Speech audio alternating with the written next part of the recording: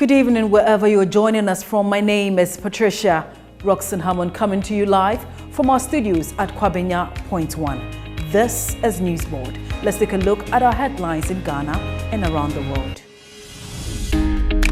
EC chairperson and her two deputies file lawsuit to halt impeachment processes against them.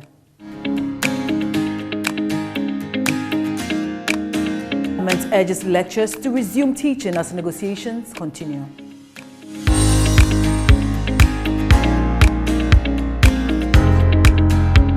Finance Minister urges youth to support e-levy for job creation.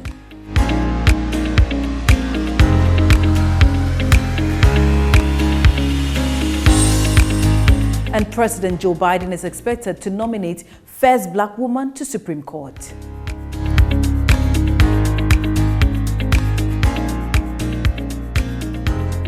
You can also watch us on Facebook, Instagram, and YouTube at NewTVGH.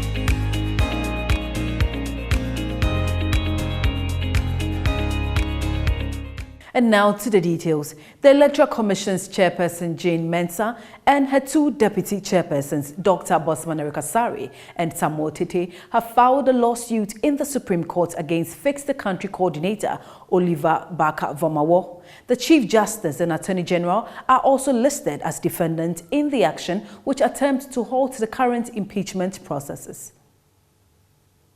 Mr. Barker-Vormawor, in a January 10th Facebook update, shared a press statement indicating that he, together with 45 others, had petitioned the presidency demanding the removal of the said officials for their failure to organize preliminary elections for residents of Central Kofi, Akpafo, Lolovi, and Likpe. The said press statement explained the grounds of the petition, stating, quote, "The petition has been brought in connection with the intentional denial of the right to vote of the people of Central Kofi, Akpafo, Lolovi, and Likpe in the 2020 general parliamentary elections." The petitioners assert that the actions of the impugned officials, if considered in context and in the light of the preceding and subsequent conduct, meet the threshold of stated misbehavior and or incompetence as required under Article 146 of the 1992 Constitution for the removal of these officers. The said statement noted that the Supreme Court had in a number of cases stated the importance of such impeachment proceedings being held on camera. Mr. Haruna Idrisu, the minority leader, has asked that the executive director of the National Identification Authority and the minister in charge of the Ghana card registration exercise appear before Parliament. Given the rising relevance of the card in national activities, he felt the time had come for the authority to provide an update to the House on its operations. The government has been working to make the Ghana card the core identification document in Ghana. It is currently being used to register for government services such as passports and being merged with the Social Security and National Insurance Trust card. Last week, the central bank announced that the Ghana card would be the only recognized identification card in banks and other regulated financial institutions from Friday, July 1st, 2022. Meanwhile, a nationwide re-registration of SIM cards is underway. The exercise aims to curb SIM boxing and other criminal activities perpetrated by fraudsters using fake SIM cards and facilitate e-education, among others. The Ghana Tertiary Education Commission has urged members of the University Teachers Association of Ghana, UTAG, to return to the lecture halls as the leadership returns to the bargaining table. The Commission stated that its decision was based on the notion that UTAG had to be seen to accept the legitimate authority of the mediator, the National Labour Commission, even if it had reservations about it. UTAG embarked on the strike on January 10, 2022, following the failure of the government to address the plight of members as a result of worsening conditions of service. The 15-member branches of the University Teachers Association of Ghana have resolved to continue with the withdrawal of teaching and related services until further notice. Students in public universities have, however, called on the government to address the concerns of lecturers to enable them to return to the lecture rooms. That, they said, would prevent the academic calendar from being disrupted. According to the students, the failure to get the lecturers to work would draw back the academic calendar, which was yet to fully recover from the impact of the COVID-19 pandemic. And onto some business news, the Minister of Finance, Mr. Ken Ofori-Atta, has called on the youth to embrace the electronic levy as it is linked to the Youth Start initiative aimed at promoting youth entrepreneurship and job creation. He said that the e-levy was an essential tool that will ensure that governments had the revenue to invest in entrepreneurship, youth empowerment, and road infrastructure and pay debts. Mr. Ofori-Atta further said the e-levy would prevent the government from borrowing from the money market, which would make it compete with the private sector for funds, otherwise known as crowding out the private sector. The minister was speaking at the youth school in addition to the 2022 annual New Year School and Conference at the University of Ghana. I think that the prospects of what we will get from the e-levy is just so huge that it is worth, fighting for, but it is worth your understanding of why we need it, so that you also be able to convince your MPs that truly, when it's all said and done, this brings the country together because everybody pays. We get more resources to do what we have to do, but ensure that there's accountability in the use of those resources, and then we are modernizing ourselves into the economy for the future.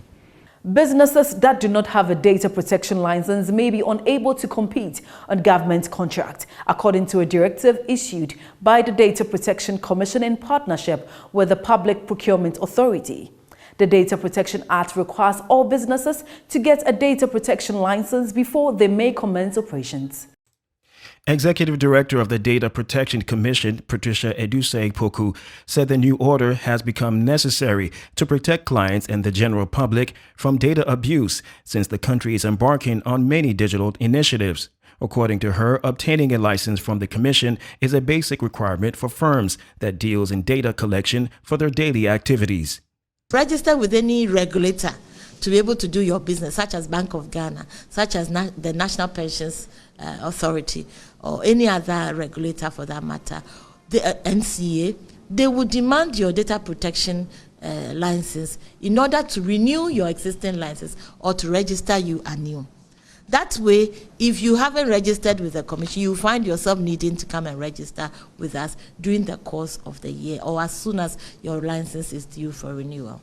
That has also triggered a lot of business uptake for us because that is our way of, catching those who are under the radar. Another way is that we are asking other authorities to demand the data protection license in order for, especially those in the private sector, to be able to take on contracts. So the PPA is now working with us to expect contract holders to have their data protection license. The Accra West region of the Ghana Water Company Limited has surcharged producers of Leyland Paint Chemical Company Limited an amount of 206,302 Ghana cedis for illegal water connection. An inspection on Tuesday by a team of officers from the Ghana Water Company revealed that the company, Chemicals Company Limited, had been drawing water from the national pipeline since 2019 without making any payment to the state.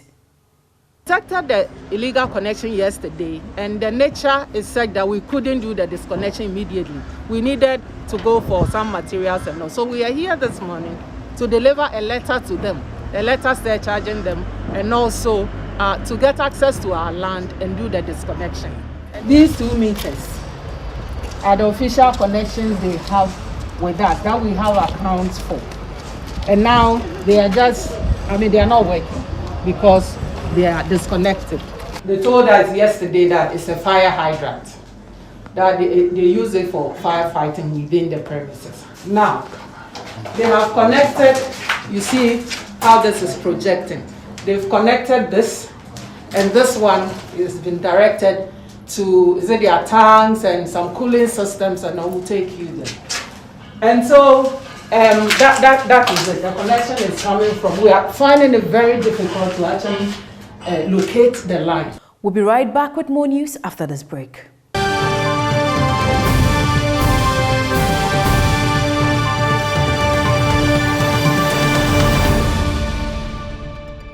Welcome back. And on to some international news. Nigeria has set up an emergency response center to deal with outbreak of the deadly Lassa fever in parts of the country.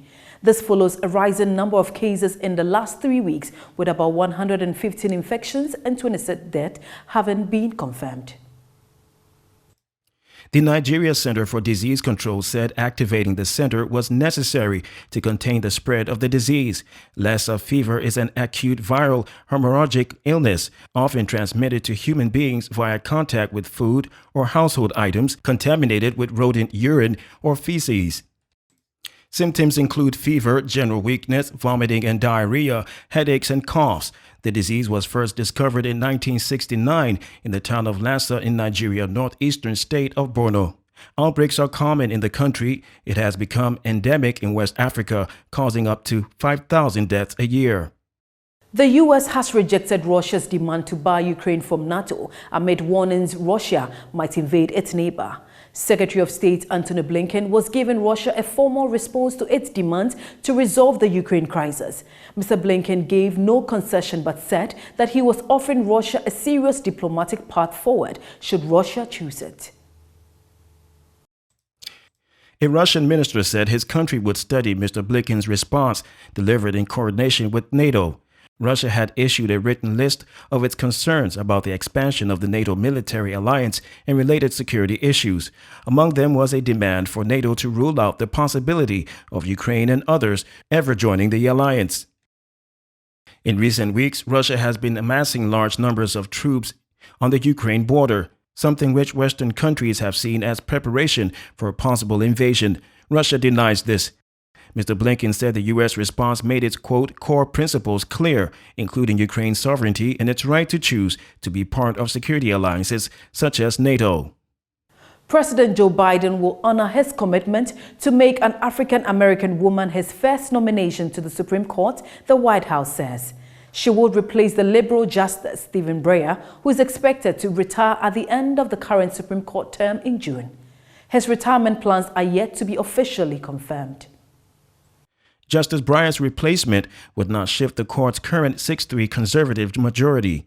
The Supreme Court plays a key role in American life and is often the final word on highly contentious laws, dispute between states and federal government, and final appeals to stay executions. Each of the 9 judges, known as justices, serve a lifetime appointment after being nominated by the president and approved by the Senate. Only 2 African Americans, both men, have ever served on the court. Justice Thurgood Marshall from 1967 to 1991, and his successor, Justice Clarence Thomas, who is set to become the oldest member on the bench at age 73. And on to some sports stories. The Executive Council of the Ghana Football Association has decided to part ways with Black Stars coach Milovan Rajovac. This follows the receipt of the technical report from the coach, the medical report, and the report from the management committee following Ghana's early exit from the African Cup of Nations Cameroon 2021 tournament. A story posted on the GFA's website indicates that the Executive Council, after considering the 3 reports and engagement with key stakeholders, has decided to end its relationship with coach Milovan Rajovac and also decided that the Black Stars Management Committee be reconstituted. Quote, the association would like to thank Milovan Rajovac and the Management Committee for their service and wish them the very best in their future endeavors. The GFA would soon announce the reconstituted technical team and management committee after due engagement with all relevant stakeholders, the GFA wrote. Ghana's next assignment is a FIFA World Cup Qatar 2022 playoff against Nigeria in March 2022. Egypt beat Ivory Coast 5-4 on penalties to reach the quarterfinals at the African Cup of Nations in Cameroon following a goalless draw. The North Africans got the upper hand in the shootout when substitute keeper Gabaski saved Eric Bailey's effort in the 3rd round of sport kicks. Pharaoh's captain Mohamed Salah netted the decisive penalty to send the record 7-time champions through. Egypt will face Morocco in the last 8 in Yaoundé on Sunday 1600 GMT. The final was somewhat harsh on Manchester United defender Bailey, who performed superbly at the back while sporting a rugby scrum cap on his return from a head injury. Yet he took a short-term run-up for his penalty and placed his effort too close to Gabaski, who dived to his right and stuck out his left hand to push the ball onto the bar. And on to some entertainment news. Rihanna's Clara Lionel's Foundation has pledged to donate $15 million to organizations that are fighting for climate justice in the United States and the Caribbean. The pledge was made in partnership with Jack Dorsey's #StartSmall initiative. The groups that will be receiving grants are focused on and led by women, youth, Black, Indigenous, and people of color to accelerate climate justice for those at greatest risk, a press release said. Quote, at the Clara Lionel Foundation, much of the work is rooted in the understanding that climate disaster, which are growing in frequency and intensity, do not impact all communities equally, with communities of color and island nations facing the brunt of the climate change. This is why CLF prioritizes both climate resilience and climate justice work across the U.S. and Caribbean, Rihanna said. Justine Lucas, the executive director of the Clara Lionel Foundation, also commented on the pledge, writing, quote, CLF believes strongly that funders must build partnerships with organizers and acknowledge their deep understanding of what is necessary to achieve climate justice in their own communities. And finally, lawyers for dancehall artist Shatta Wale and the 3 others standing trial have expressed disappointment in the states for unduly delaying the trial of their client. Known in private life as Charles Niyama Mensah, Shatta Wale and the 3 others are facing charges of publication of false news. The lawyers Jerry Avenugbo, Andrew Votia, and Samuel Ofori told the Accra Circuit Court 4 that the accused persons were arrested with speed and aggression and put before the court only for the prosecution to go back to sleep. Mr. Avenugbo lamented in court on Tuesday that for the past 3 months, all they do is to come to court for an adjournment. While Mr. Ofori told the court they were ready for trial and wondered about the delay on the part of the prosecution, Mr. Vertia prayed the court to begin considering an acquittal and discharge of the accused persons. The prosecutor, Chief Inspector Dennis Tepete, in response accused the lawyers of violating a gentleman's agreement on the matter. The parties were accordingly expected to collaborate in the arrest of another suspect in the matter, but the lawyers have since failed to cooperate with the state in that regard, he said. Chief Inspector Tepete told the court that the state would resort to every means in arresting the said suspect. The court, presided over by His Honor Emmanuel Asando, subsequently adjourned the case to February 15, 2022. And that's it for NEWSBOARD. Let's take a look again at our headlines. EC chairperson and her 2 deputies filed lawsuit to halt impeachment processes against them.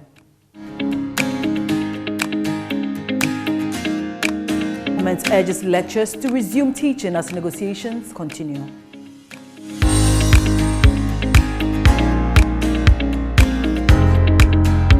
Finance Minister urges youth to support e-levy for job creation.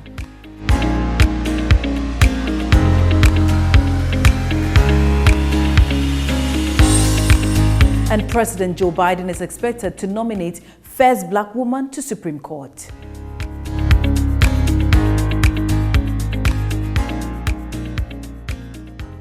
Thanks for watching. My name is Patricia Roxanne Hammond. We came to you live from our studios at Kwabenya Point 1. Good evening.